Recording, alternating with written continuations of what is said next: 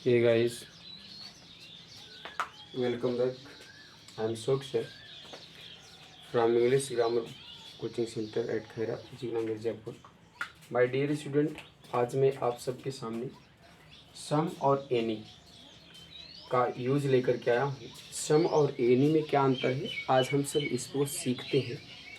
सम का प्रयोग सबसे पहले ध्यान रखना है कि सम का प्रयोग माय डियर स्टूडेंट हम पॉजिटिव डिग्री में, हम पॉजिटिव सेंटेंस में ध्यान रखना है कि हम इसका प्रयोग पॉजिटिव सेंटेंस में करते हैं। कहाँ करते हैं?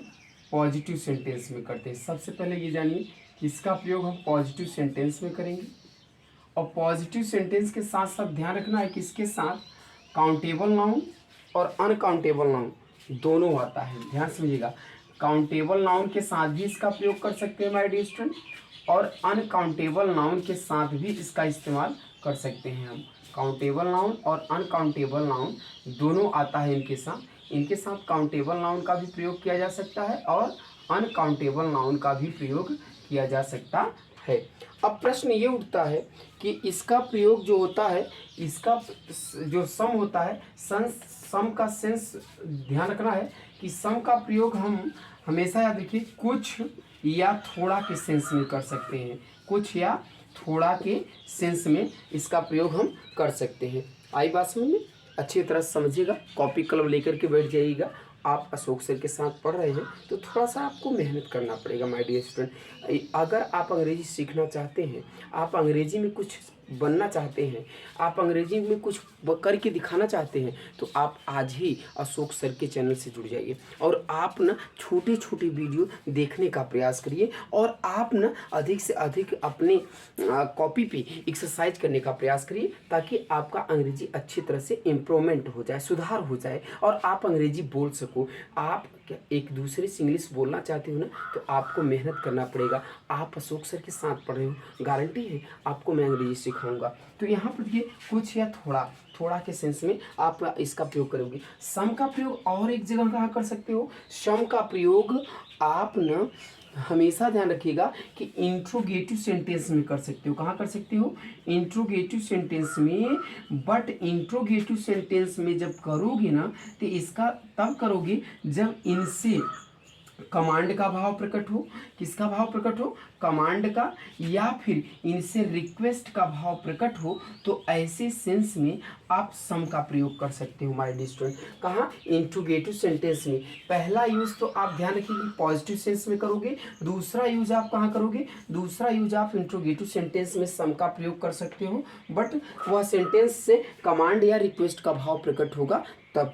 तो आई होप दैट आपको यह पॉइंट अच्छी तरह से समझ में आ गया होगा। अब मैं आगे चलता हूं और देखता हूं आगे कैसे आप इसको समझते हैं। आगे का क्या कहता है माय डियर स्टूडेंट, इस पे एग्जाम्पल देखते हैं। आप सम के बारे में एग्जाम्पल देखते हैं, फिर उसके बाद मैं एनी की भी बात करता हूँ। एनी का प्रयोग आप ध्यान रखना है कि निगेटिव और इंट्रोगेटिव दोनों सेंटेंस में एनी का प्रयोग करते हैं। चलिए एनी के बारे में भी जान लेते हैं माय डियर स्टूडेंट। एनी का इस्तेमाल कहाँ करोगे? एनी का इस्तेमाल एनी के साथ भी ध्यान रखना है कि काउंटेबल नाउन और अनकाउंटेबल नाउन, ध्यान समझिएगा, काउंटेबल नाउन और अनकाउंटेबल नाउन ये दोनों नाउन आते हैं इसके साथ। काउंटेबल नाउन और अनकाउंटेबल नाउन, इन दोनों नाउन का प्रयोग आप इसके साथ कर सकते हो माय डियर स्टूडेंट, आप एनी के साथ। बट इसका इस्तेमाल ध्यान रखना है कि आप निगेटिव सेंटेंस और इंट्रोगेटिव सेंटेंस दोनों सेंटेंस में आप इसका इस्तेमाल कर सकते हो। एनी का इस्तेमाल निगेटिव और इंट्रोगेटिव दोनों सेंटेंस में आप एनी का इस्तेमाल कर सकते हो, बट दोनों का मीनिंग वही होगा। एनी का मतलब होता है माय डियर स्टूडेंट कोई, एनी का मतलब होता है कोई, एनी का मतलब होता है कोई। अंडरस्टैंड? कोई प्रॉब्लम किसी को? किसी स्टूडेंट को अगर कोई समस्या होगी तो ज़रूर कमेंट करिएगा कमेंट बॉक्स पे जाकर के माय डियर स्टूडेंट। चलिए इसके बारे में इतनी तो जानकारी हो गई। अब एग्जाम्पल देखते हैं, तीन दोनों का एग्जाम्पल देखते हैं, फिर इसको डिसाइड करते हैं कि इनमें अंतर क्या होता है। मेरे प्यारे छात्रों, मेरे देशवासियों, आप अगर मेरे साथ जुड़े हो तो मैं ना ऐसे ही आपको नए नए वीडियो प्रोवाइड करता रहूँगा। मैंने लिखा क्या माय डियर स्टूडेंट, ध्यान समझिए, मैं कुछ किताबें खरीदने जा रहा हूँ। यहाँ ध्यान रखना कि मैं कुछ किताबें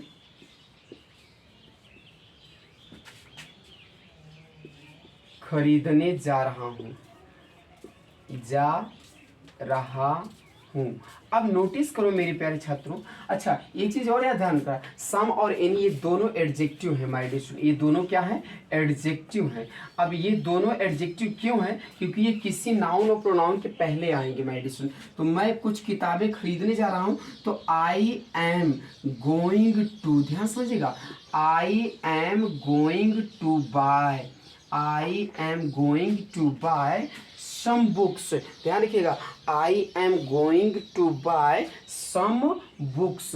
अब यहाँ पर याद रखना कि कुछ किताबें खरीदने जा रहा हूँ, इनके साथ एक चीज याद रखना कि सम के बाद जब कोई नाउन आएगा माय डियर स्टूडेंट, तो वह नाउन ऑलवेज प्लूरल होगा। अगर आपका चाहे काउंटेबल नाउन हो और चाहे आपका अनकाउंटेबल नाउन हो, यह भी ध्यान रखना, चाहे यह काउंटेबल नाउन हो और चाहे अनकाउंटेबल नाउन हो, बट दोनों नाउन कैसा होना चाहिए, प्लूरल होना चाहिए। कैसा होना चाहिए, प्लूरल होना चाहिए। तो देखो यहाँ पर बुक्स जो है, बुक्स लिखा है ना, प्लूरल है ना, तो याद रखना। और सम यहाँ पर एडजेक्टिव का काम कर रहा है, एडिशन किसका काम कर रहा है, एडजेक्टिव का काम कर रहा है। आई होप दैट आप अच्छी तरह से यह टॉपिक समझ में आ गया होगा। दूसरा एग्जाम्पल लेते हैं और दूसरे को देखते हैं। दूसरा एग्जाम्पल क्या कहता है, इसका प्रयोग हमने कहा कि पॉजिटिव डिग्री और निगेटिव इंट्रोगेटिव दोनों में कर सकते हैं सम का प्रयोग माय डियर स्टूडेंट। तो सम का पॉजिटिव और इंट्रोगेटिव दोनों में होता है। अब जैसे मुझे थोड़ा दूध चाहिए,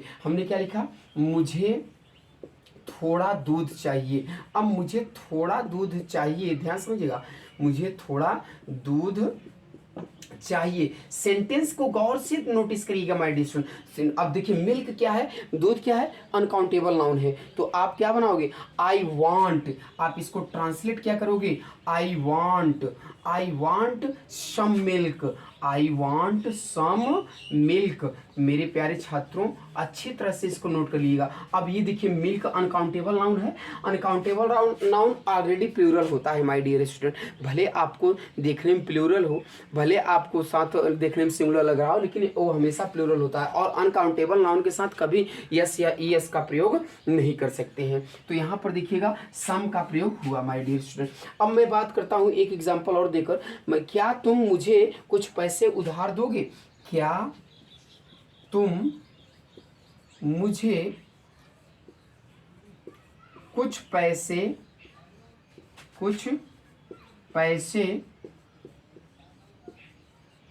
उधार दोगे। अब यहां पर देखो मेरे प्यारे छात्रों, क्या तुम मुझे कुछ पैसे उधार दोगे। अब यहाँ पर क्या कर रहा है, यहाँ पर रिक्वेस्ट कर रहा है। इससे क्या है, रिक्वेस्ट का भाव प्रकट हो रहा है माय डियर स्टूडेंट। किसका भाव, रिक्वेस्ट का, निवेदन कर रहे हो ना। किसी से अगर कोई पैसा मांगोगे तो निवेदन करोगे ना, आग्रह करोगे माय डियर स्टूडेंट, तो वो रुपए देगा। तो यहाँ पर देखिएगा कि कह रहा है कि क्या तुम मुझे कुछ पैसे उधार दोगे। तो आप इसको ट्रांसलेट कैसे करोगे my dear student, would you, क्या करोगे,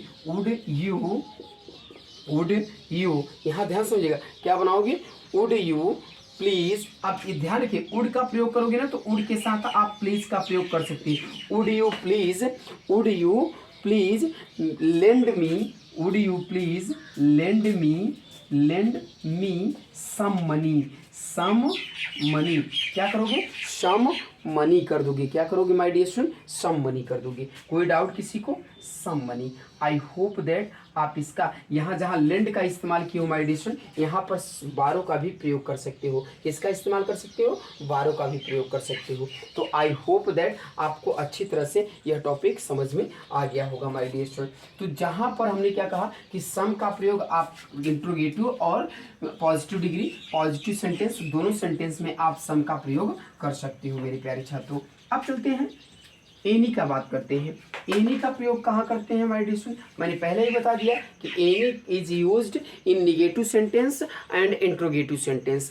निगेटिव सेंटेंस और इंट्रोगेटिव सेंटेंस में आप एनी का प्रयोग कर सकते हो माय डियर स्टूडेंट। इनके साथ भी काउंटेबल और अनकाउंटेबल दोनों प्रकार के नाउन आते हैं। तो मैंने लिखा, क्या तुम्हारे पास कोई उपन्यास है, क्या तुम्हारे पास, ध्यान समझिएगा, क्या तुम्हारे पास कोई उपन्यास है। अब यहाँ पर याद रखिएगा उपन्यास है। अब ध्यान समझिएगा कि सेंटेंस आपका इंट्रोगेटिव है, सेंटेंस आपका किसमें है, इंट्रोगेटिव है। तो मैंने कहा कि एनी का प्रयोग आप इंट्रोगेटिव और निगेटिव दोनों में कर सकते हो। तो आप क्या लिखोगे माय डियर स्टूडेंट, आप लिखोगे कि डू यू हैव, ध्यान समझिएगा, डू यू हैव, याद रखिएगा, do you have any novel, do you have any novel. I hope that आप अच्छी तरह समझ गए होंगे। नॉवेल आपका नाउन है माय डियर स्टूडेंट, और इससे पहले रहने वाले शब्द को ही एडजेक्टिव कहते हैं माय डियर स्टूडेंट। अगर किसी नाउन के पहले कोई शब्द आ जाए तो वह शब्द कोई और नहीं, सिर्फ और सिर्फ एडजेक्टिव होता है मेरे प्यारे छात्रों। तो इस सेंटेंस को अच्छी तरह से देखना। और दूसरा वाक्य मैं देख लेता हूँ, एक, मेरे पास कोई पेन नहीं है। मैंने क्या लिखा, मेरे पास कोई कलम नहीं है। अब ध्यान समझिएगा, मेरे पास कोई कलम नहीं है।